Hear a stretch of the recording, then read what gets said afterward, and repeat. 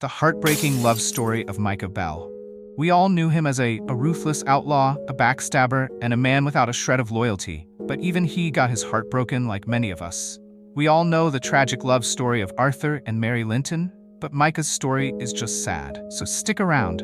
This story is one you won't want to miss. The girl who broke his heart is our beautiful Mary Beth. So understand the weight of this, we need to talk about Mary Beth. Unlike many of the gang members, she isn't a gunslinger, a thief, or a violent outlaw. She's a dreamer, a writer, someone who sees the world beyond the gang's lifestyle. She's also one of the few people in the camp who treats everyone with kindness, even the outcasts. But kindness is not the same as attraction. And that's what Micah failed to understand. Mary Beth had a keen sense of judgment. She could see through people, understanding their true nature, even if they hid behind charm or bravado. She often spent time writing romantic stories, yet in real life, she valued character over superficial charm. Her conversations with Arthur showed that she admired men with a strong sense of integrity, which was the exact opposite of Micah. She had friendships with multiple members of the gang, but there was always a level of respect involved.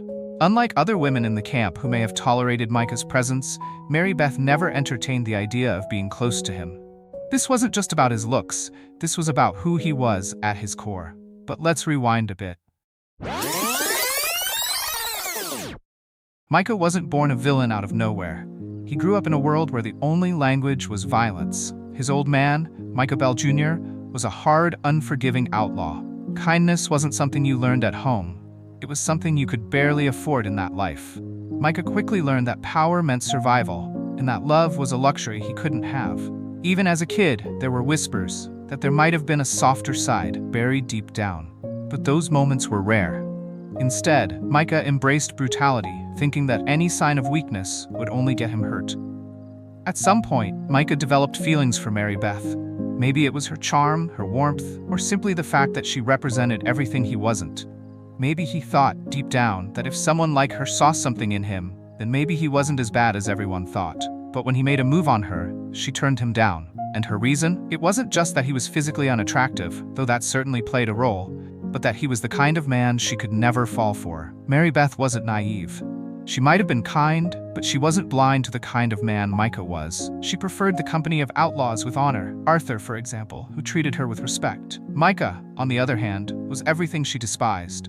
Cruel, self-centered, and willing to hurt others for his own gain. The rejection wasn't a dramatic moment. Mary Beth likely handled it with the same grace she did everything else. A quiet, polite decline, a soft shake of the head, and maybe a little pity in her eyes. But for Micah, that was worse than a slap.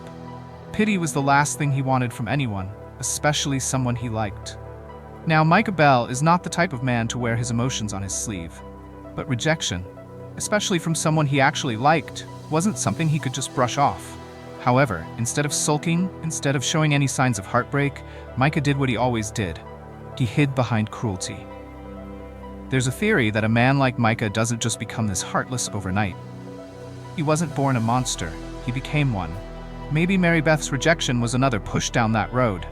Maybe it reinforced his idea that the world was against him, that kindness was weakness, and that love was something meant for fools. So instead of ever admitting to his feelings, he covered it up with arrogance and violence. But we all know Micah. He wasn't just any outlaw. He could take whatever he wanted. He was used to using force, intimidation, and brutality to get his way.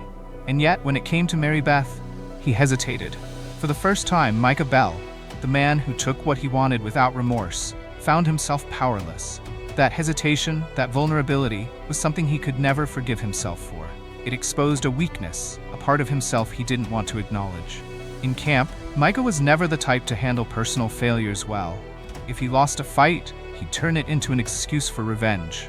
If he was insulted, he'd make sure to pay it back double. With Mary Beth, though, he couldn't retaliate. She had done nothing wrong. So instead, he distanced himself from her. Maybe he even resented her, thinking she was just another person who thought she was better than him.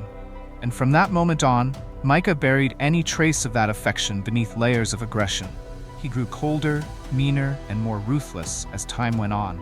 Perhaps, in some twisted way, this rejection was the final nail in the coffin of whatever humanity was left in him. If there was ever a part of him that wanted to be accepted, to be loved, Mary Beth's rejection confirmed what he already believed, that he was unlovable. If you compare this to how Mary Beth interacted with Arthur, the difference is night and day. She clearly admired Arthur, even playfully flirting with him at times. She saw Arthur as someone with depth, someone with a heart.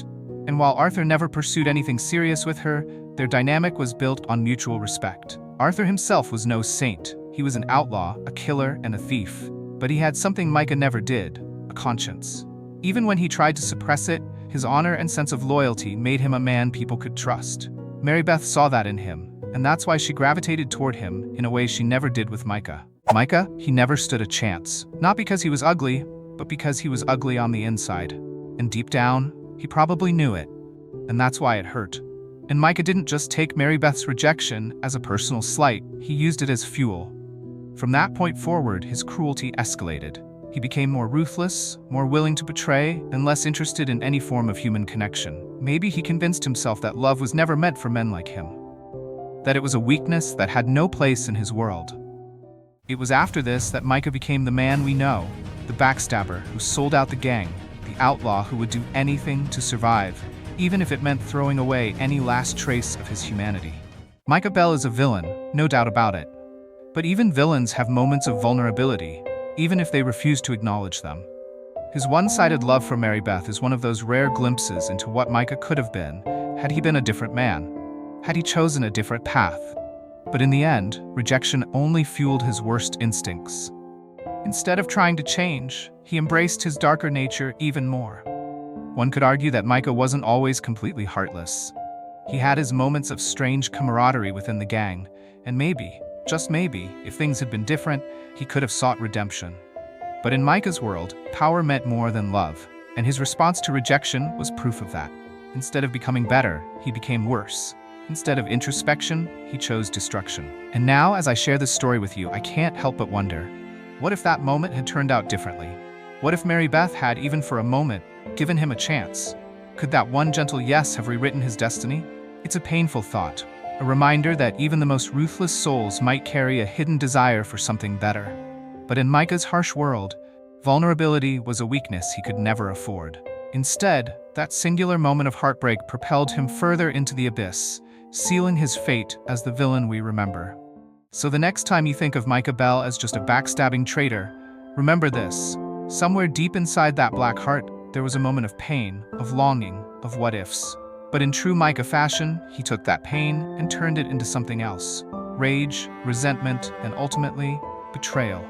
And maybe that's the real heartbreak of Micah Bell. Not that he lost love, but that he was never capable of having it in the first place. If you enjoyed this breakdown of one of Red Dead Redemption 2's most complex villains, make sure to like, share, and subscribe for more deep dives into the world of gaming storytelling. And let me know in the comments, do you think Micah's crush on Mary Beth was genuine, or was it just another twisted part of his personality?